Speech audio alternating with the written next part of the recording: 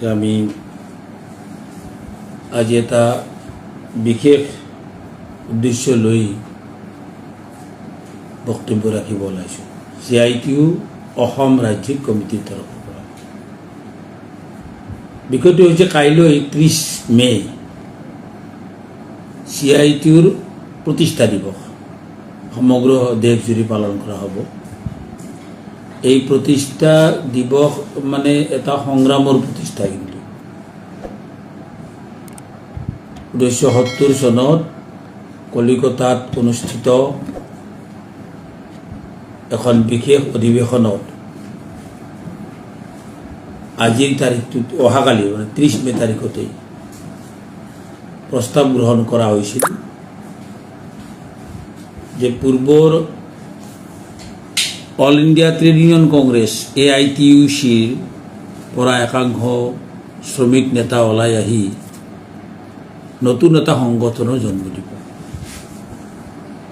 Centre of Indian trade unions নামাকৰণেৰে। তাৰ প্ৰথম সভাপতি আছিল কমৰেড VT ৰণদীপে, সাধাৰণ সম্পাদক আছিল P ৰামমূৰ্তি, আৰু তেওঁলোকৰ লগত বাকী অসমৰ সেই সময়ছোৱাৰ ভাৰতবৰ্ষৰ সেই সময়ছোৱাৰ কেইবাজনো স্বাধীনতা সংগ্ৰামী তথা শ্ৰমিক আন্দোলনৰ নেতা কমৰেড জ্যোতি বসুকে ধৰি তেওঁলোক তেতিয়া জড়িত হৈছিল।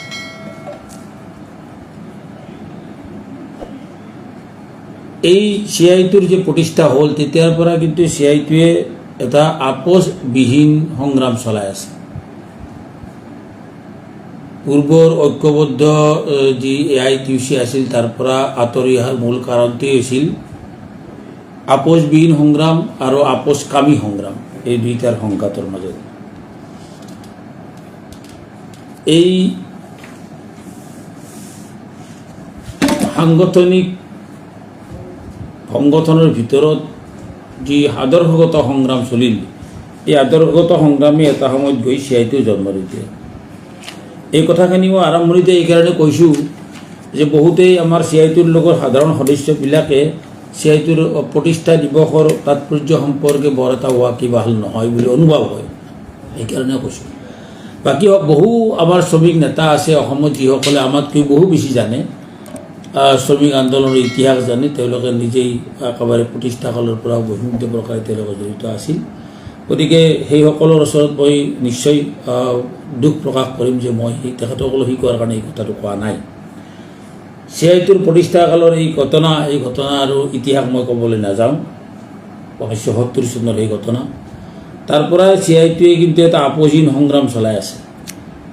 এই সংগ্ৰামৰ ক্ষেত্ৰত কিন্তু আগৰ পৰাই জানিব লাগিব যে বিশ্বৰ সমগ্ৰ বিশ্বতো শ্ৰমিক শ্ৰেণী সংগ্ৰামৰ ক্ষেত্ৰত, শ্ৰেণী সংগ্ৰামক আপোচহীনভাৱে পৰিচালনা কৰাৰ ক্ষেত্ৰত বিভিন্ন ধৰণৰ মতানৈক্য হৈছিল।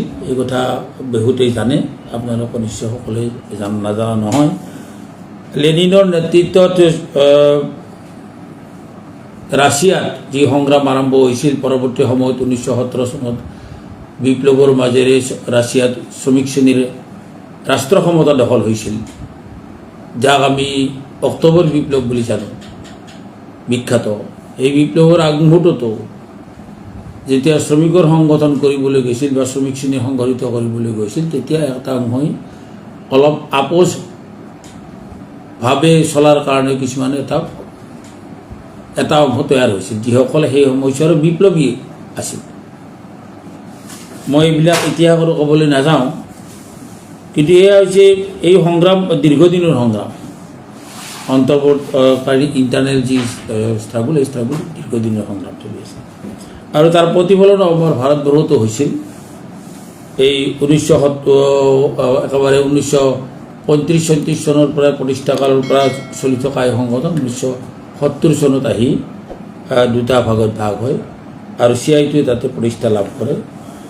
আৰু প্ৰতিষ্ঠা কালৰ পৰা এই সংগঠনে কিন্তু ফিৰি চোৱা নাই, পিছফালে চোৱা নাই, আৰু আপোচহীনভাৱে এই CITUৱে কিন্তু সংগ্ৰাম চলাই গৈ আছে, একক সংগ্ৰাম আৰু যৌথ সংগ্ৰাম। পৰৱৰ্তী কালত 1970 চনৰ পিছৰ পৰাই যৌথ সংগ্ৰামৰো নেতৃত্ব প্ৰদান কৰি আছে CITU centre of Indian trade ইউনিয়নে। শ্ৰমিক শ্ৰেণীৰ মাজত থকা যি দৈনন্দিন সমস্যা, এই দৈনন্দিন সমস্যাবিলাক বাদ দি কিন্তু শ্ৰমিক সংগঠন নহয়। এই কথা আমি ক'ব নালাগে। শ্ৰমিক শ্ৰেণীৰ মুক্তি আন্দোলনৰ পথ প্ৰদৰ্শক সমগ্ৰ বিশ্বৰ জনগণৰ কাৰণে যি দৰ্শনৰ আমি অনুগামী মাৰ্ক্সবাদ, এই মাৰ্ক্সবাদৰ প্ৰতিষ্ঠাকালৰ নেতা কাৰ্ল মাৰ্ক্সেও সেই সময়তে এই কথাটো কৈ গৈছিল যে দৈনন্দিন এনে সংগ্ৰামী হৈছে শ্ৰমজীৱী মানুহৰ দৈনন্দিন সমস্যা, এই সমস্যাৰ এই সংগ্ৰামী হৈছে পুঁজি আৰু শ্ৰমৰ মাজত প্ৰতিদিনৰ গেৰিলা যুদ্ধ। কেপিটেল পুঁজিপতিহক আৰু শ্ৰমিক শ্ৰেণীৰ মাজত এটা গেৰিলা যুদ্ধ দৈনন্দিন যিবিলাক আমাৰ সংগ্ৰাম চলি থাকে, যেনে ধৰক মজুৰি বৃদ্ধিৰ আন্দোলন, যেনে কাৰখানাটো শ্ৰমিক ছাঁটা হৈছে তাৰ বিৰুদ্ধে প্ৰতিবাদ, যেনে কামৰ সময় নিৰ্ধাৰণ কৰাৰ আন্দোলন, যেনে কাৰখানাৰ লে অফৰ বিৰুদ্ধে, লকআউটৰ বিৰুদ্ধে ইত্যাদিৰ বিৰুদ্ধে যিবিলাক সংগ্ৰাম বিভিন্ন কাৰখানাত চলি থাকে বা বিভিন্ন জেগাত বিভিন্ন খণ্ডত ইনফৰ্মেল ছেক্টৰতো শ্ৰমিকসকলৰ অধিকাৰ ৰক্ষাৰ কাৰণে যি সংগ্ৰামবিলাক চলি থাকে, তেওঁলোকৰ মজুৰিৰ প্ৰশ্নত, তেওঁলোকৰ সামাজিক সুৰক্ষাৰ প্ৰশ্নত, তেওঁলোকৰ ভৱিষ্যত নিৰাপত্তাৰ প্ৰশ্নত, পেঞ্চনৰ প্ৰশ্নত যিবিলাক আছে, এই গোটেইবিলাক হৈছে কিন্তু পুঁজি আৰু শ্ৰমৰ মাজত চলি থকা সংগ্ৰামৰ একতা গেৰিলা যুদ্ধ।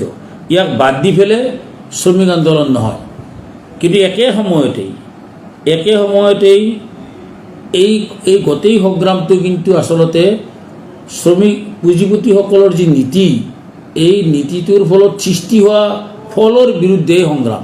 তেওঁলোকৰ নীতি কাৰ্যকৰী কৰিবলৈ গৈয়েই শ্ৰমিকৰ কামৰ সময় কমাব ইত্যাদি ইত্যাদি, তেওঁলোকক ছুটি নিদিয়ে, দৰমহা নিদিয়ে, কামৰ পৰা খেদি দিয়ে, যেতিয়া খেদি দিয়ে, এইবিলাক ব্যৱস্থাবিলাক চলি থাকে। আৰু এইবিলাকৰ বিৰুদ্ধে চলা সংগ্ৰামটো গেৰিলা যুদ্ধ। এই যুদ্ধ অব্যাহত ৰাখিয়েই কিন্তু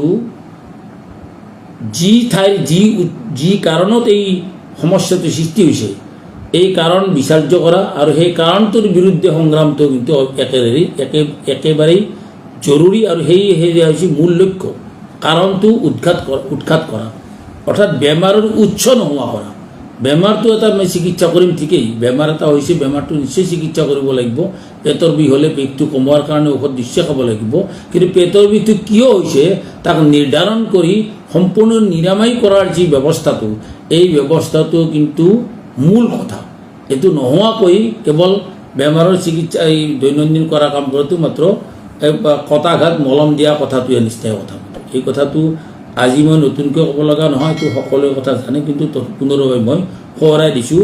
এই প্ৰতিষ্ঠা দিৱসৰ প্ৰাকখনত, CITUৰ প্ৰতিষ্ঠা দিৱসৰ প্ৰাকখনত এই কথাটো জানিয়ে আমি কিন্তু যি উৎসৰ পৰা সমস্যা হৈছে তাৰ বিৰুদ্ধে আমি যুঁজ কৰোঁ।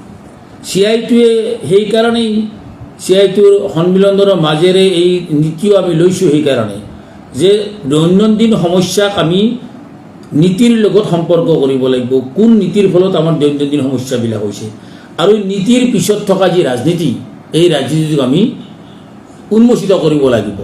এয়া হৈছে CITUৰ অন্যতম নীতি। CITUৱে প্ৰতিষ্ঠা কালৰ পৰা ঐক্য আৰু সংগ্ৰামৰ কথা কৈ আহিছে। ঐক্যৰ বাবে সংগ্ৰাম, সংগ্ৰামৰ বাবে ঐক্য ৰচনা কৰিবলৈ হ'লে সংগ্ৰাম নিশ্চয় কৰিব লাগিব। ঐক্য অবিহনে আৰু সংগ্ৰাম আগুৱাই নিব নোৱাৰিম, এই কথাটো কোনেও অস্বীকাৰ কৰিব নোৱাৰে, কোনো শ্ৰমিক সংগঠনে অস্বীকাৰ কৰিব। এয়া অকল ভাৰতবৰ্ষৰ হয়, বিশ্বৰ কোনো ট্ৰেড ইউনিয়ন সংগঠনে, শ্ৰমিক সংগঠনে এই কথা অস্বীকাৰ কৰিব নোৱাৰে। আৰু এই কথাটোকেই কাৰ্যকৰী কৰিবলৈ যাওঁতে আমি স্বাভাৱিকভাৱেই এই নীতিও আমি এতিয়া লৈছোঁ CITUৱে, যে link their issues with the policies pursued by the state, I mean to say government. আজি বৰ্তমান প্ৰেক্ষাপটত ভাৰতবৰ্ষৰ মোদী চৰকাৰ, তাৰ নীতিক আমি নীতিৰ পৰাই সমস্যা আহিছে তাক সংযোগ কৰিব লাগে। আৰু তাৰ মাজত এই নীতিটোৰ পিছফালে যি ৰাজনীতি আছে, the politics behind the policies must be exposed. এই নীতিটোৰ অন্তৰ্নিহিত যি ৰাজনীতি তাকো আমি কিন্তু উন্মোচিত কৰিব লাগিব। আৰু এই শ্ৰমিক শ্ৰেণীক যদি আমি এই সম্পৰ্কে শিক্ষা দিব নোৱাৰোঁ, তেতিয়াহ'লে কিন্তু দৈনন্দিন যে আমি সংগ্ৰাম কৰি আছোঁ, মানে ফলাফলৰ বিৰুদ্ধে, এই মজুৰিৰ দামত ছাঁটাইৰ বিৰুদ্ধে, শ্ৰমিকৰ অধিকাৰ, এই সংগ্ৰামো বেছিদিন আমি টিকাই ৰাখিব নোৱাৰিম। এই সংগ্ৰাম সম্পূৰ্ণ এটা আপোচশীল, অৰ্থাৎ আপোচত থকা এটা ৰাষ্ট্ৰযন্ত্ৰৰ বা চৰকাৰী থকা এটা ট্ৰেড ইউনিয়নলৈ ৰূপান্তৰিত হ'ব। আমি ইয়াৰ বিৰুদ্ধে এই সংগ্ৰাম আমি অব্যাহত ৰাখিছোঁ। এই সংগ্ৰাম অব্যাহত ৰাখিয়েই CIT এই সংগ্ৰাম অব্যাহত ৰাখিয়ে ঐক্যৰ আৰু সংগ্ৰামৰ এই নীতি লৈ পেলাই CIT আজিৰ তাৰিখত সমগ্ৰ ভাৰতবৰ্ষতে CIT এটা সন্মানজনক এটা অৱস্থান গ্ৰহণ কৰিব পাৰিছে। সকলো শ্ৰমজীৱী মানুহক আকৰ্ষণ কৰিবলৈ সক্ষম হৈছে। ই অন্ততঃ সৰ্বস্তৰত এটা মৰ্যাদাশীল সংগঠনলৈ ৰূপান্তৰিত হৈছে CIT। এয়া হৈছে আমাৰ CITৰ গ্ৰহণ কৰা আদৰ্শ আৰু নীতিৰ ফল। আৰু ইয়াৰ লগত থকা কাম কাজ কৰাৰ লগত যুক্ত থকা যিসকল আমাৰ বয়োজ্যেষ্ঠ নেতা, যিসকলে দীৰ্ঘদিন ধৰি পৰিশ্ৰম কৰি কষ্ট কৰি জেল খাই পুলিচৰ মাৰ খাই আহত হৈ মৃত্যুবৰণ কৰি তেজৰ বিনিময়ত এই সংগ্ৰামক এতিয়ালৈকে জীয়াই ৰাখি আছে। সেয়া BT ৰণদেৱৰ পৰা বৰ্তমানৰ আজিৰ তাৰিখৰ যি প্ৰেছিডেণ্ট সুদীপ দত্ত আৰু ইলামৰম কৰিম তেখেতসকললৈকে আজিলৈকে কিন্তু এই সংগ্ৰাম অব্যাহত আছে। আমিও সেই সংগ্ৰামৰ লগত ওতঃপ্ৰোতভাৱে যুক্ত। আৰু অসমতো আমি এই সংগ্ৰামক আগবঢ়াই নিয়াৰ স্বাৰ্থতেই আমি এই প্ৰতিষ্ঠা দিৱসটো সকলো স্তৰৰ সমাজী মানুহৰ মাজত প্ৰচাৰৰ কাৰণে আমি আহ্বান জনাইছোঁ। কাইলৈ 30 তাৰিখে অসমৰ ভাৰতবৰ্ষৰ লগতে অসমৰো সকলো কৰ্মক্ষেত্ৰত সকলো CITৰ অন্তৰ্ভুক্ত প্ৰতিটো ইউনিয়নে CITৰ অন্তৰ্ভুক্ত যিমানকেইটা ইউনিয়ন আছে 64 এই ইউনিয়নৰ আটাইবোৰ ইউনিয়নে নিজৰ নিজৰ কৰ্মস্থলীত নিজৰ কাৰ্যালয়ত নিজৰ যি ইউনিয়নৰ কাৰ্যালয় আছে তাতে CITৰ পতাকা উত্তোলন কৰিব। আৰু বিভিন্ন প্ৰকাৰে আলোচনা চক্ৰ অনুষ্ঠিত কৰা, কৰ্মশালা অনুষ্ঠিত কৰা বা অন্য ধৰণে যি ধৰিব জিলা কমিটিসমূহে সিদ্ধান্ত কৰে কাৰ্যকৰী প্ৰতিষ্ঠা দিৱস পালন কৰিব। প্ৰতিষ্ঠা দিৱসটো কেৱল এটা তিথি পালনৰ দৰে ঘটনা নহয়, এই জন্মদিন পালনৰ নিচিনাও ঘটনা নহয়। প্ৰতিষ্ঠা দিৱসৰ মাজেৰে আমি আচলতে পুনৰবাৰ সংকল্প ল'ব বিচাৰোঁ যে CITৰ যি নীতি আৰু আদৰ্শ তাক আমি আৰু দৃঢ়তাৰে কাৰ্যকৰী কৰাৰ কাৰণে আগবাঢ়িব লাগিব। বৰ্তমান পৰিস্থিতিৰ প্ৰেক্ষাপটত আৰু অধিক জৰুৰী হৈ পৰিছে আপোচহীনভাৱে লৰাই কৰাৰ যি ঘটনা এতিয়া সাধাৰণ শ্ৰমিক শ্ৰেণীয়ে আমাক চকুত আঙুলি থৈ শিকাই দিছে। এতিয়া আমি শিক্ষা ল'ব লাগিব নৈদাৰ ঘটনাৰ পৰা। উত্তৰ ভাৰতত এতিয়া যি শ্ৰমজীৱী মানুহৰ শ্ৰমিকসকলৰ যি ক'বলৈ গ'লে স্বতঃস্ফূৰ্তভাৱে যি ওলাই আছে, স্বতঃস্ফূৰ্তভাৱে আমি ক'বলৈ অলপ টান পাইছোঁ এইকাৰণেই যে ভাৰতবৰ্ষত এটা পৰিৱেশ তৈয়াৰ কৰাৰ ক্ষেত্ৰত কিন্তু CIT অথচ সহকাৰে বৰ্তমান যি যৌথ আন্দোলন সকলো ট্ৰেড ইউনিয়নক লৈ পেলাই যি যৌথ আন্দোলন চলি আছে, যি যৌথ আন্দোলনৰ নেতৃত্ব CIT লৈ আছে, INTUC, AITUC, AICCTU, AIUTUC-কে ধৰি ভাৰতবৰ্ষৰ কেন্দ্ৰীয় ট্ৰেড ইউনিয়নসমূহকো ঐক্যবদ্ধ কৰি, অৰ্থাৎ মই আৰম্ভণিতে কৈছোঁ এককভাৱে CIT আৰু যৌথভাৱে CIT সকলোকে লৈ পেলাই যি সংগ্ৰাম চলি আছে, এই সংগ্ৰামৰ এটা প্ৰভাৱ পৰিছে সকলো শ্ৰমজীৱী মানুহৰ ওপৰত। যোৱা 12 ফেব্ৰুৱাৰী তাৰিখে আমি ত্যাগধাৰা ধৰ্মঘট কৰিছিলোঁ। তাৰ মাজেদি আমি কৈছোঁ যে শ্ৰমিকৰ ওপৰত অন্যায় চলি আছে, ন্যূনতম মজুৰি তেওঁলোকে পোৱা নাই, তেওঁলোকৰ সামাজিক সুৰক্ষা নাই, তেওঁলোকৰ কামৰ সময়ৰ কোনো নিশ্চয়তা নাই, কাম কৰি থকা অৱস্থাত কৰ্তৃপক্ষৰ দ্বাৰা বিভিন্ন প্ৰকাৰে নিৰ্যাতিত হ'ব লগা হয়, ছোৱালীবিলাকে বিভিন্ন ধৰণৰ নাৰী যৌন নিৰ্যাতনৰ বলি হ'ব লগা হয়, পুৰুষবিলাক শ্ৰমিকসকলেও বিভিন্ন প্ৰকাৰ নিৰ্যাতনৰ সন্মুখীন হ'ব লাগে। অৰ্থাৎ শোষণ নিৰ্যাতন নিষ্পেষণৰ বিৰুদ্ধে সকলো শ্ৰমিকক ঐক্যবদ্ধ হোৱাৰ যে আমি আহ্বান জনাইছোঁ, এই আহ্বানৰ প্ৰতি সঁহাৰি জনাই আজি নয়ডা আৰু উত্তৰ ভাৰতত যি শ্ৰমিকসকলে স্বতঃস্ফূৰ্ত তাত ইউনিয়ন নাই, কিন্তু ইউনিয়ন নোহোৱা স্বত্বেও শ্ৰমিকসকলে তেওঁলোকৰ পিছৰ অন্যায় বিচাৰৰ বিৰুদ্ধে কিন্তু ওলাই আহিছে, যি এটা অভূতপূৰ্ব ঘটনা। ভাৰতবৰ্ষৰ শ্ৰমিক আন্দোলনৰ ইতিহাসত এই ঘটনা আগতে হোৱা নাছিল। এই ধৰণে হাজাৰ হাজাৰ 100-200 কথাটো নহয়, হাজাৰ হাজাৰ এতিয়া আৰু তাৰ সম্প্ৰসাৰিত হৈ আছে।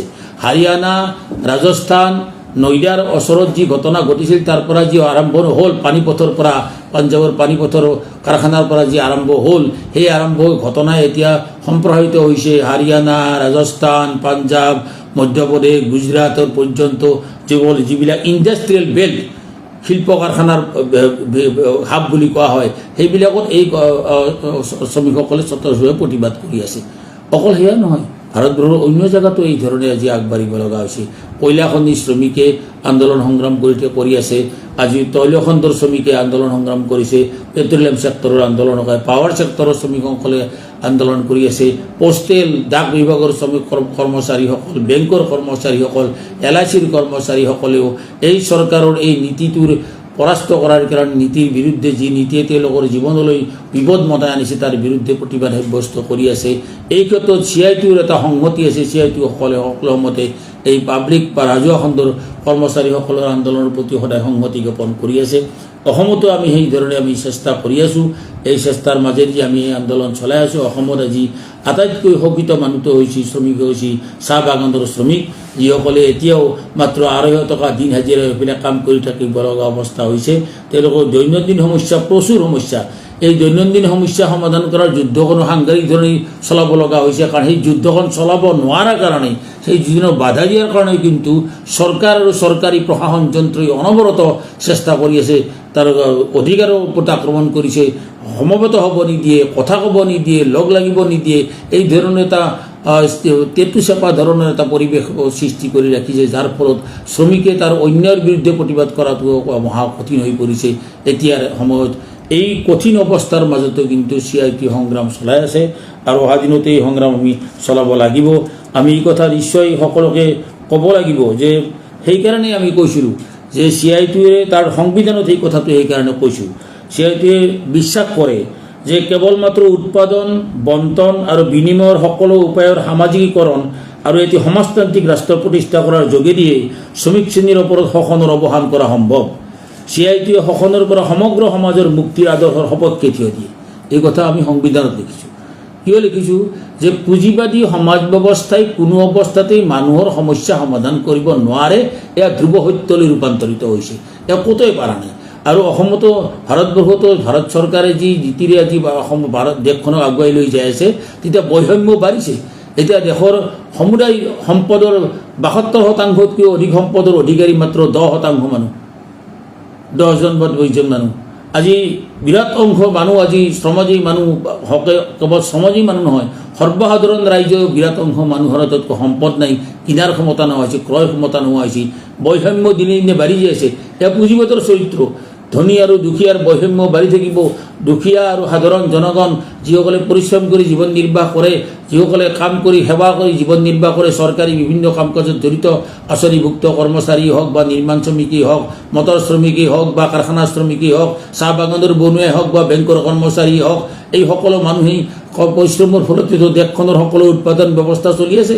কিন্তু এই উৎপাদনৰ লগত যুক্ত মানুহসকলৰ জীৱন ধাৰণৰ মানদণ্ড দিনে দিনে নিম্নগামী হ'বলৈ ধৰিছে। আৰু সেই সকলো মানুহৰ কাৰণে যিখিনি ব্যৱস্থা চৰকাৰে কৰিব লাগে তাকে নকৰি চৰকাৰে কেৱল ধনী পুঁজিপতিসকলৰ কাৰণে সকলো কাম কাজ কৰি আছে। এতিয়া মাটি দি আছে বিনামূলীয়াকৈ, ক'বলৈ গ'লে 1 টকা হাৰত বিঘা বুলি, 1 বিঘাত বিপৰীতে 1 টকা মাত্ৰ হাৰত মাটি দি আছে। কাক দি আছে? বৃহৎ পুঁজিপতিসকলক মাটি দি আছে। আৰু উচ্ছেদ কৰি আছে কাক? দুখীয়া কৃষকক, সাধাৰণ গৃহজীৱী মানুহক, কৃষকক মাটিৰ পৰা উচ্ছেদ কৰি পেলাই ধনী মানুহক মাটি দি আছে, বৃহৎ পুঁজিপতিক মাটি দি আছে। এই ধৰণে বৈষম্য বাঢ়িছে। ধনী দুখীয়াৰ মাজত বৈষম্য বাঢ়িছে, প্ৰতিদিনে বাঢ়ি যাই আছে।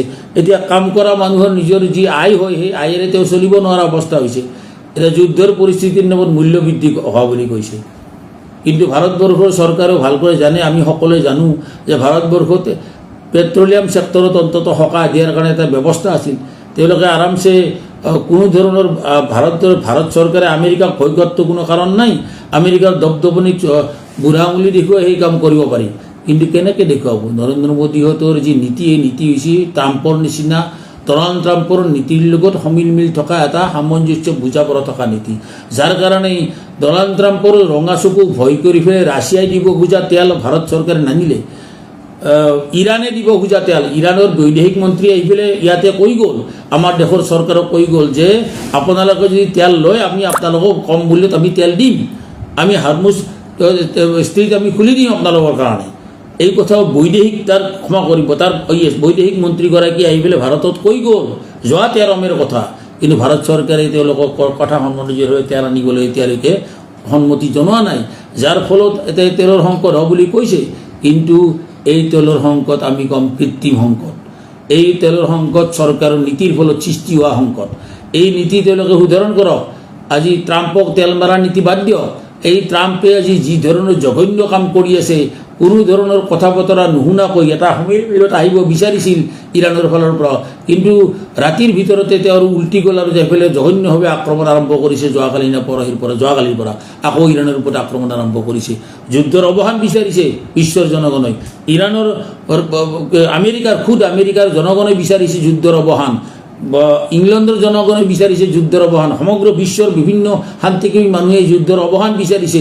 কিন্তু ডনাল্ড ট্ৰাম্পে তাৰ দাদাগিৰি কৰি মস্তানি কৰি ফেলে সমগ্ৰ মধ্য এছিয়াৰ সকলো দেশৰ ওপৰত তাৰ আধিপত্য বিস্তাৰৰ স্বাৰ্থত আজি সেই যুদ্ধ চলাই আছে তাৰ সম্পদ লুণ্ঠনৰ কাৰণে। যুদ্ধ কিয় কৰে?